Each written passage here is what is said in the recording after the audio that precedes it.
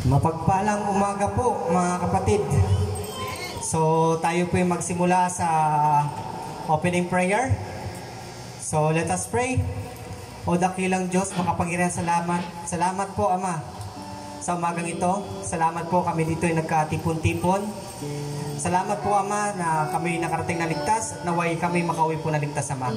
Ama, niyaya po namin ang Banal na Espiritu upang gumabay sa amin, upang manguna sa amin Ama, sa aming pag-worship sa inyo. Ama, i-ready niyo po yung puso namin, ang aming isipan, upang matanggap po niyo ang aming awit, aming galaw, aming palakpak na papuri sa inyo, Ama. Dahil alam po namin, Ama, na kayo napakabuti po sa amin. Napagtagumpayan po namin ang linggo, Ama, dahil po sa biyaya niyo. Salamat po, Ama.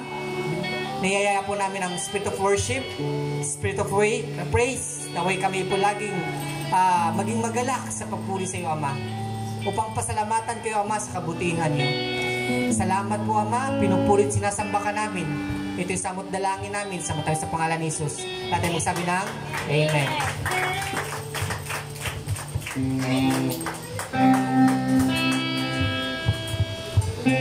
Tayo po'y sama-samang umawit para po sa ating Diyos na buhay. Tayo po'y pumikit, damhin po natin ang presensya ng Diyos. Awitin po natin Reviver's Fire. Hallelujah, we worship you, Lord. We glorify your name, Jesus. We welcome your Holy Spirit in this place, Lord. Dalangin po namin tingin niyo ang aming mga awit, Panginoon. Hallelujah, Lord God. Purihin ka, Panginoon, sa bahin ang pangalan mo, Panginoon. We worship you, Lord God.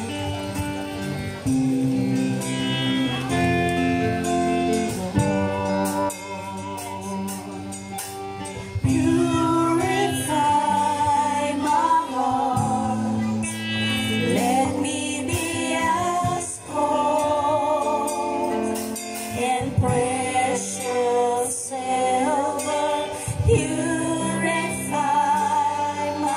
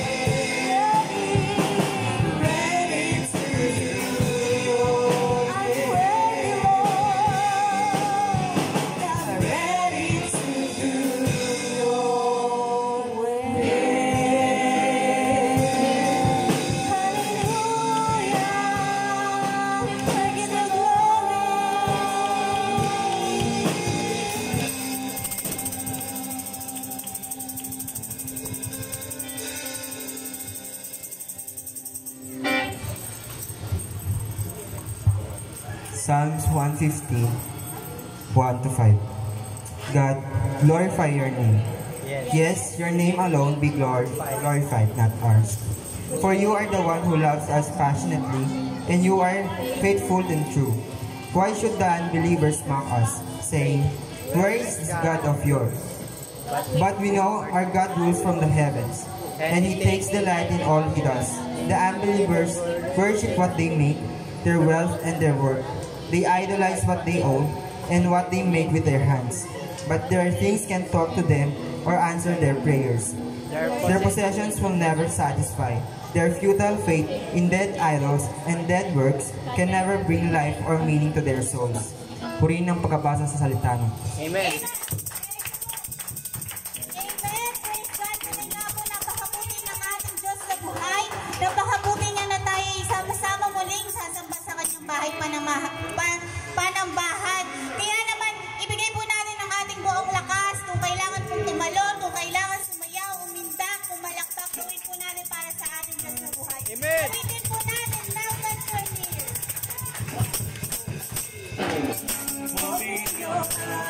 Never let me go. I wanna spend eternity with you.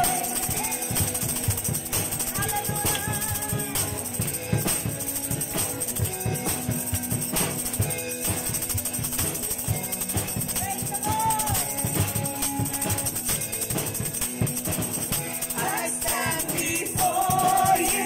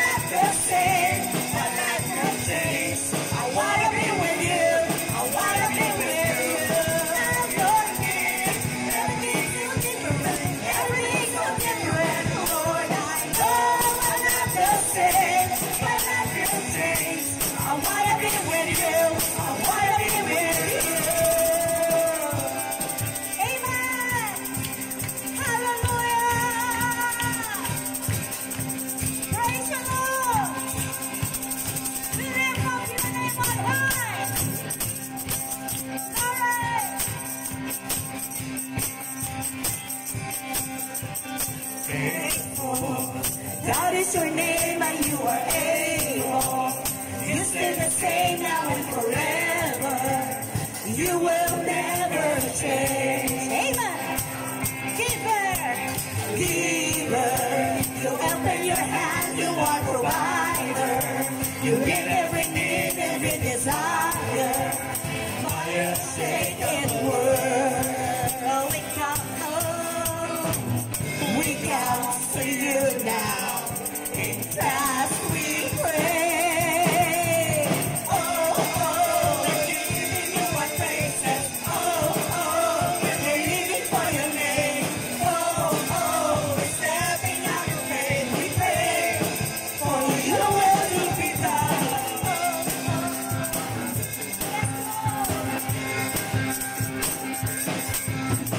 Builder, what you decided you will see through.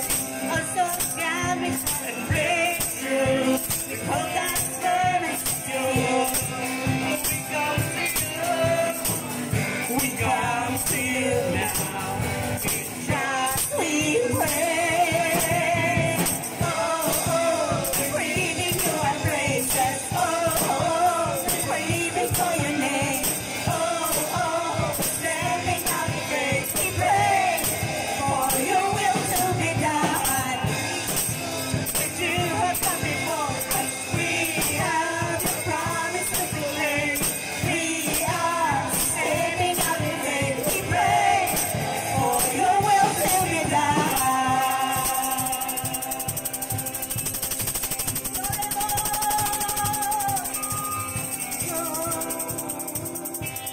We will follow you as we hold on to.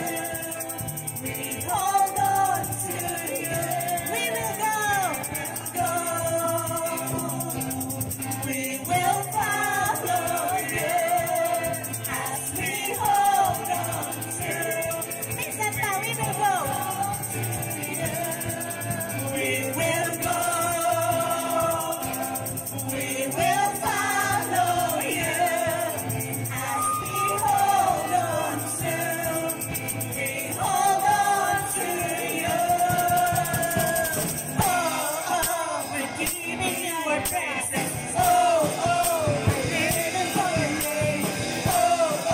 We're stepping out in faith. We pray for your will to be done. We're giving you our praises. We're living for your name. We're stepping out in faith. We pray for your will to be done.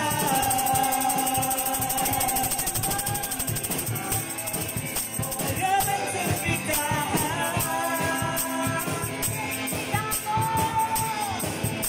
Your will to be done. We will worship you, Lord. Hallelujah, Lord. On high, Jesus. Hallelujah. All nations stand together with one voice testify. Generations cry out, you are God, you are God.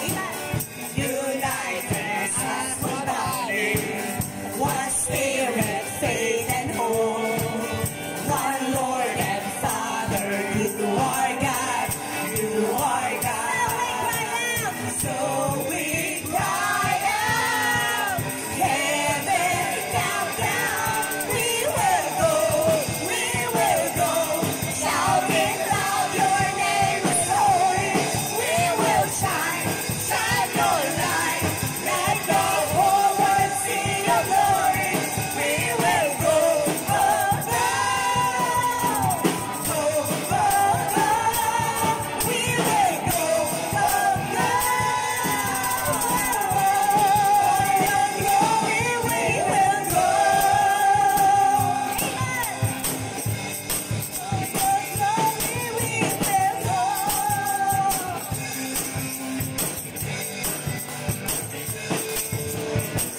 You called us out of darkness into amazing grace. We'll tell the story of your love, of your love. Guide us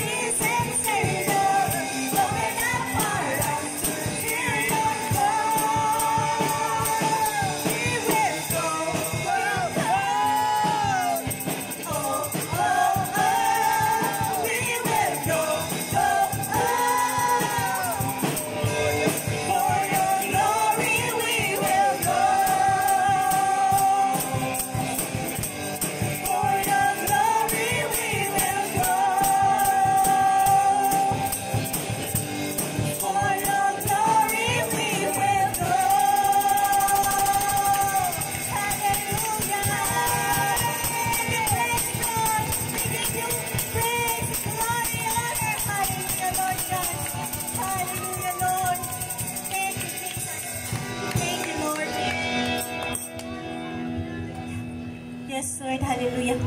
Tunay nga po, Lord God, for where you lead us, Lord God, we will follow, Lord God. We will go, Lord.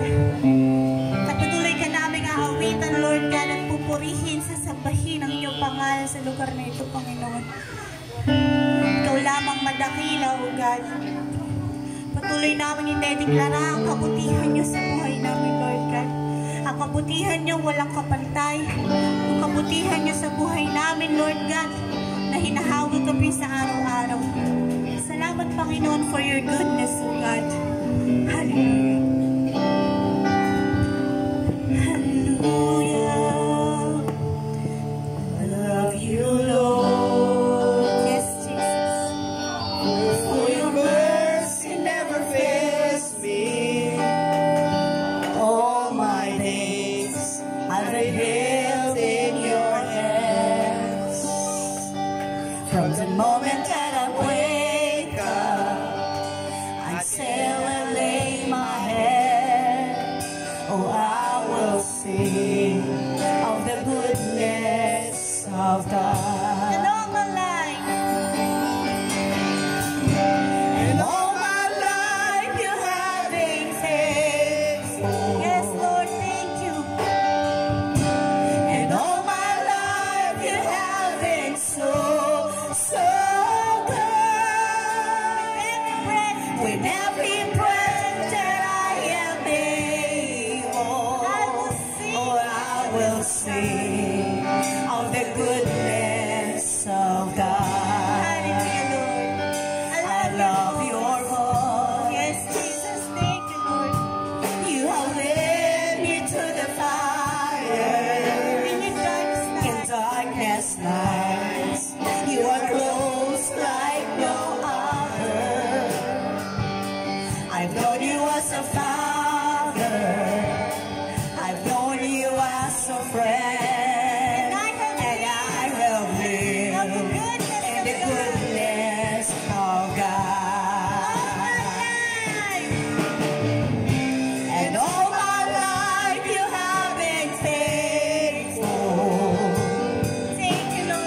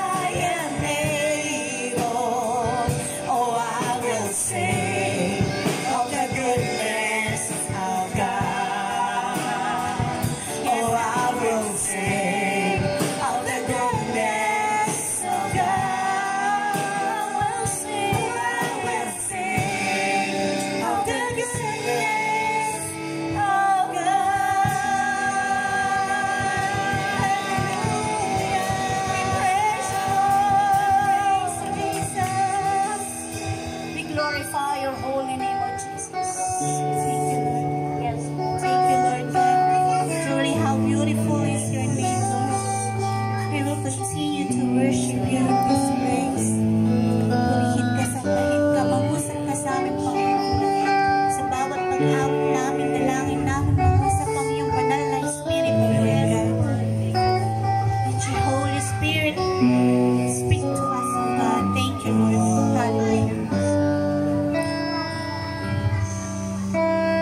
You are the Lord that I give.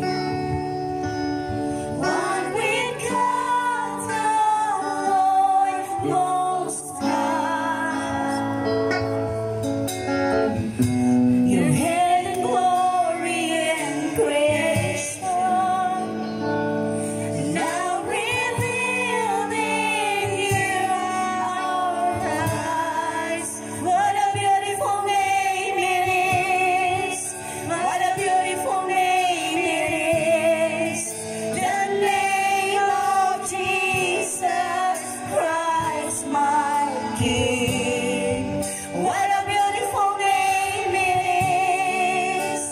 Nothing compares to this. What a beautiful name it is. The name of Jesus. Thank you, Lord. You didn't want heaven without us. So Jesus, you brought heaven down.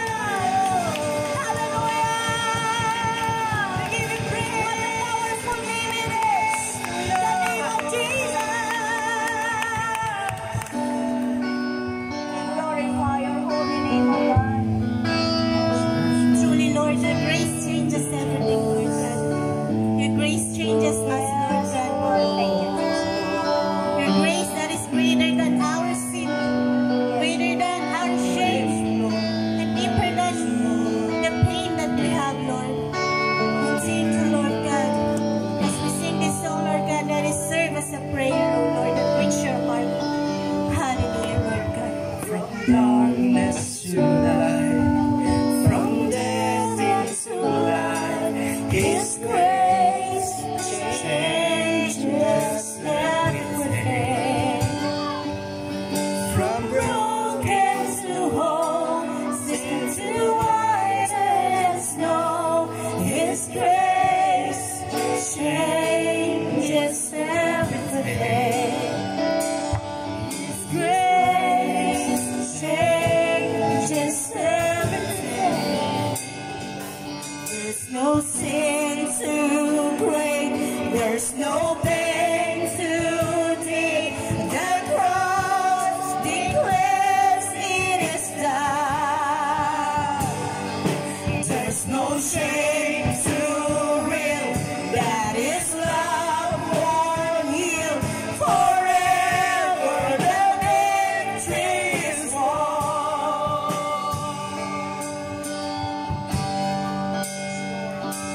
He has broken the chains.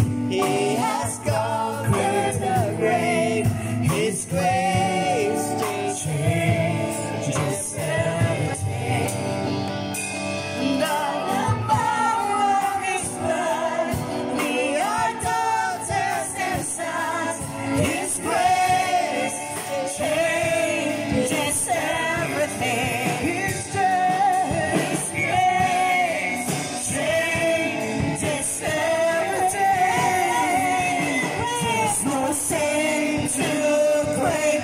There's no pain too deep. The cross declares it is done. There's no shame too real. That His love won't heal. Forever the victory is won. There's no sin too great. There's no pain too deep. The cross declares it is done. There's no shame too real. That His love won't heal. Forever the victory is won. Forever the victory is won.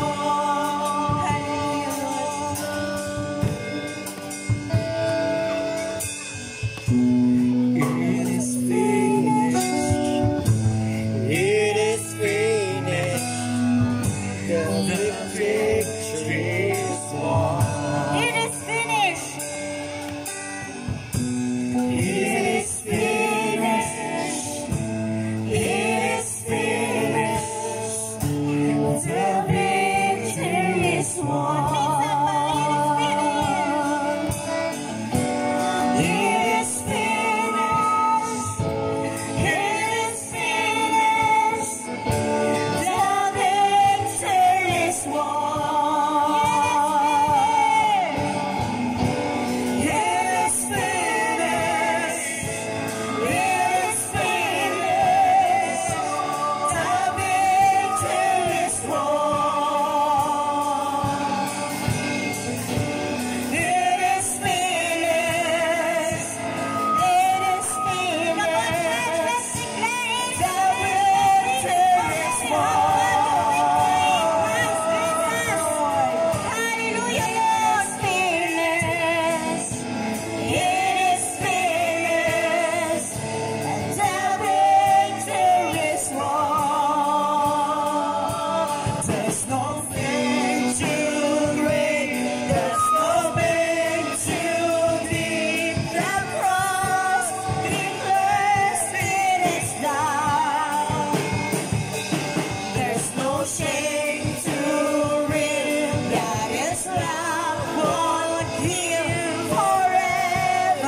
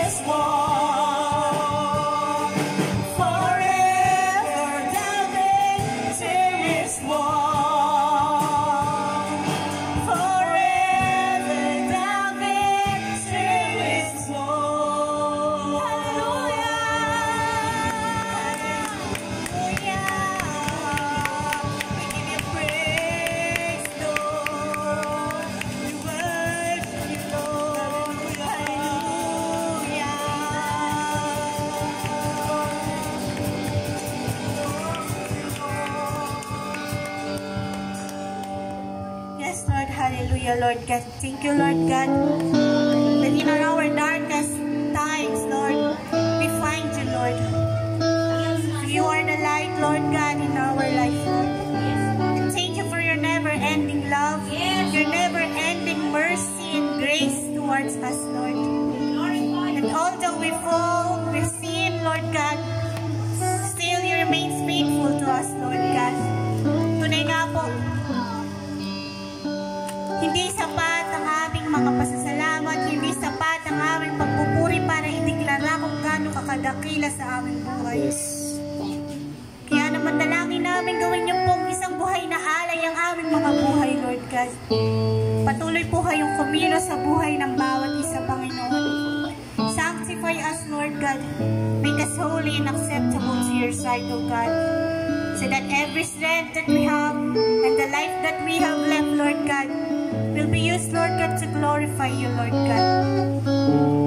So, Lord God, sa panimula, Panginoon, ang inyong gawain hanggang pagtatapos nito, we declare, Lord God, victory, O God.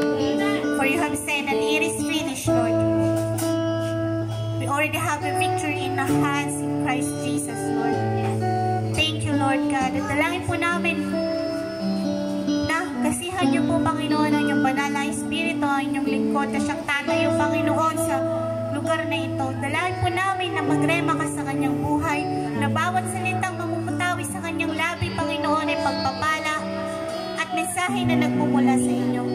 At sa aming nakaririnig, Panginoon, buksan niyo ang aming puso.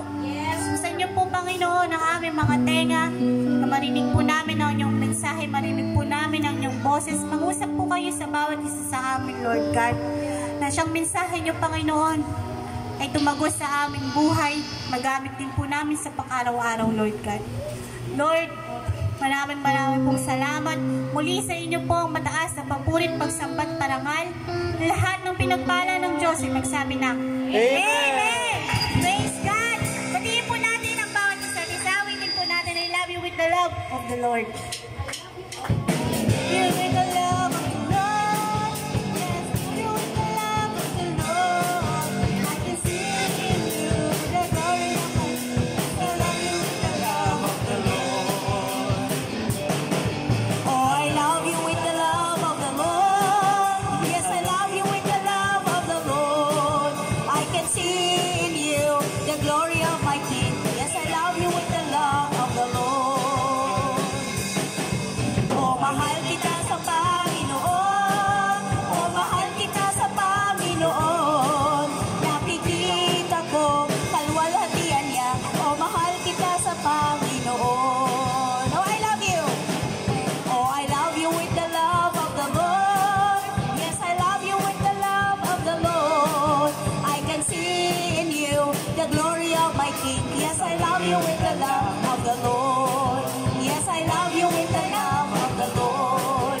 Yes, I love you with the love of the Lord.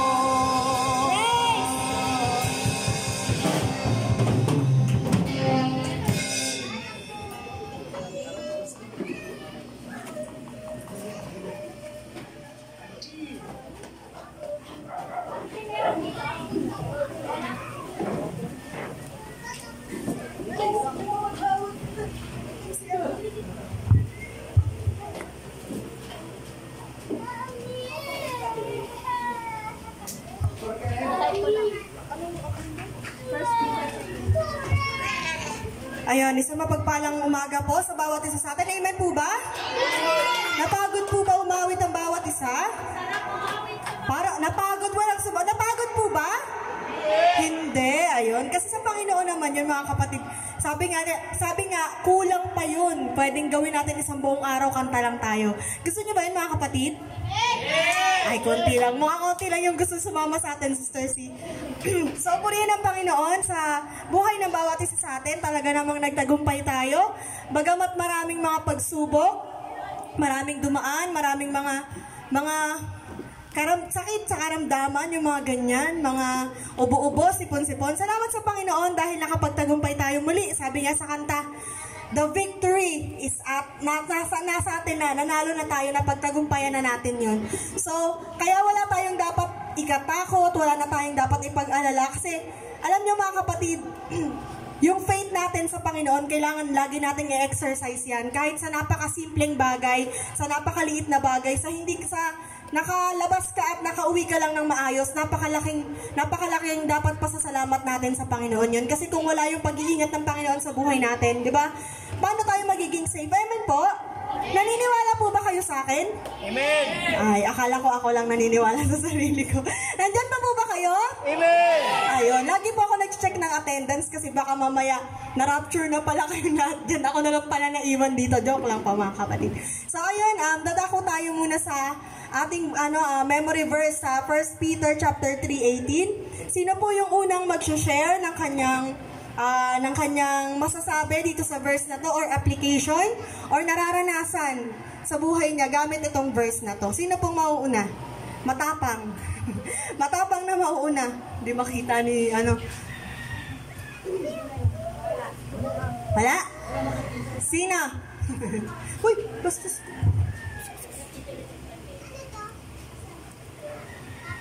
Ay na, wait lang po. Tinatype lang po ni... Ayan, ito meron na pala. Sino po muna? Si MJ na lang. Ay, wala pa daw. Sino po? Sabi...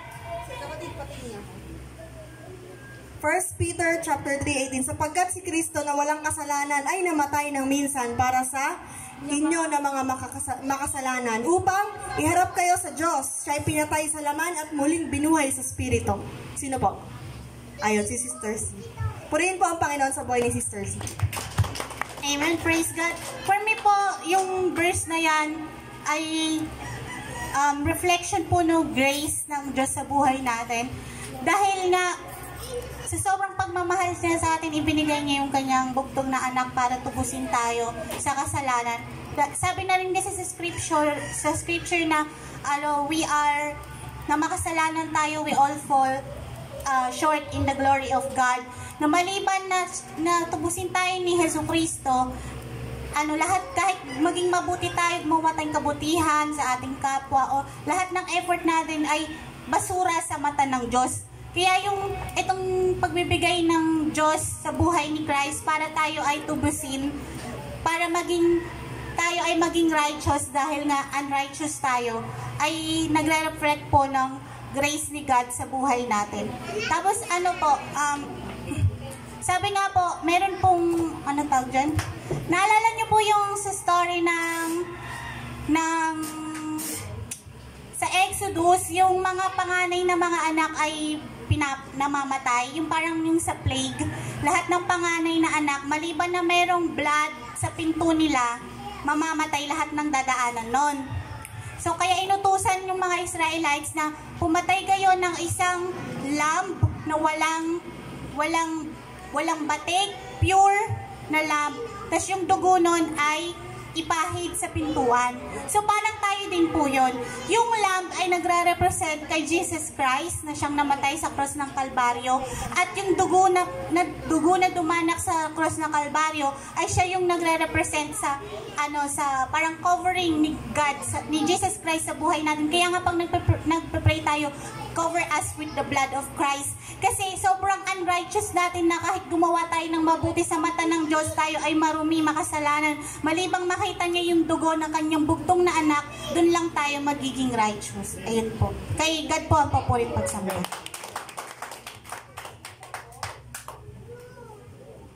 Yes, Brother MJ.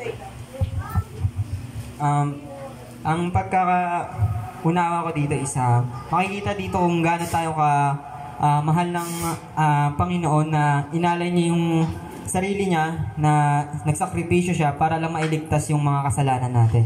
Kaya tayo bilang Christians, wala tayong hindi yung mga sufferings natin, hindi matutumbasan yun yung sufferings na pinagdaanan ni Kristo para lang ma-save tayo. Kaya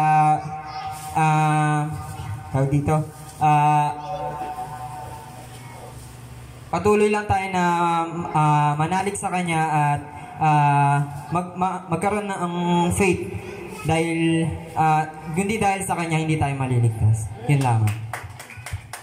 Sino pa po? Langga. Si Langga. Sino pa daw pa?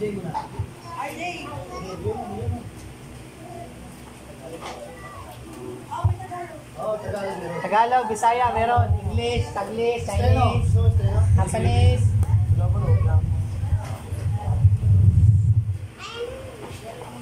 Dyan ka na lang. Ayun po, para sa akin po yung naintindihan ko po sa verse na to, namatay po binigay po ng Diyos yung bugtong niya na anak para tubusin po yung lahat ng kasalanan natin. Tayo po bilang Christian, huwag po natin sayangin yung pagkakataon na nandito po tayo sa mundo, kaya ibigay po natin lahat sa Diyos. Amen.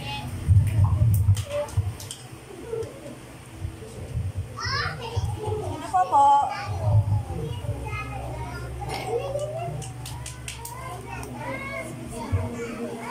Langga ko yan.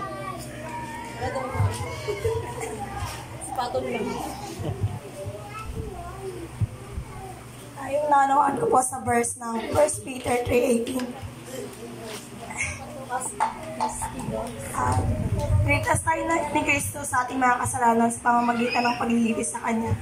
Sa dahas na pamamaraan, nabuhay siya sa Espiritu, ibig sabihin, nabuhay siya muli sa pamamagitan ng pag-alala sa Kanya ng mga tao kahit hindi niya natin siya nakikita, pero sa buhay na Espiritu ng sangkatawan. Amen. Sino pa po? Carbon. Ako muna. Ako muna mga kapatid, singit ako. Tapos ayun, ito parang naman po sa akin, dito ko po nakita na napaka-blessed ko, na kahit punong-puno po ako ng kasalanan, kahit ang dami-dami ko pong pagkakamali sa buhay, binigay si Jesus para mabayaran lahat ng mga bagay na yun. Kasi kahit patayin ako or ako yung maghirap doon, walang katumbas yung dugo ni Jesus na dumanak sa krus ng Kalbaryo. Kaya napaka-blessed ko dahil niligtas ako ng Panginoon wala lang. Kasi sino ba naman ako, 'di ba? Tao lang naman ako. Pero sa pamamagitan po ng pagtanggap ko kay Jesus, nailigtas niya po ako sa mga kasalanan ko.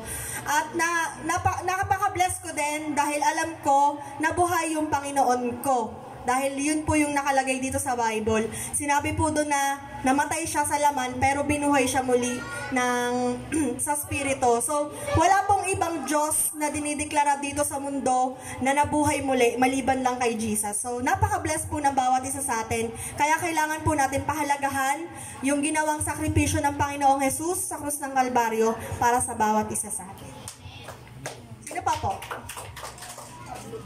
Si Aris po, nakakita ko napakaganda po ng sagot niya. Purihin po ang Panginoon sa buhay ni Sister Aris. Di pa nga narinig na.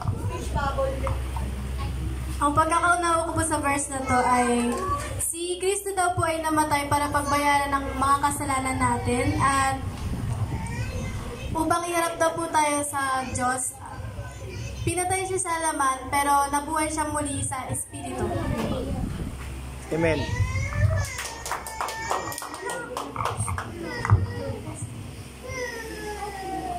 Men, pira dun. Wala akong pira. Ha?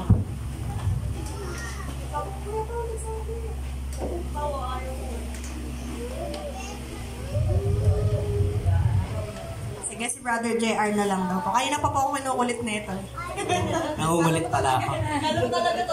Ayun. So, ito naman sa akin, yung unang Pedro 3:18, sa akin, isa siyang mensahe ng victory.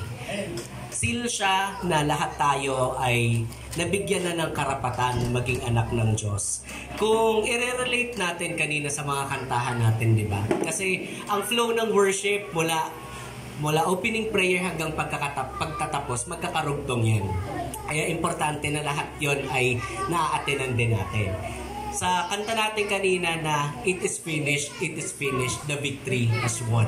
So tayo na nandito, isa ito ulit paalala na wala na dapat sa atin yung takot na paano kapag nag-rapture. Kasi di ba rapture na yung usapan natin in the past couple of weeks.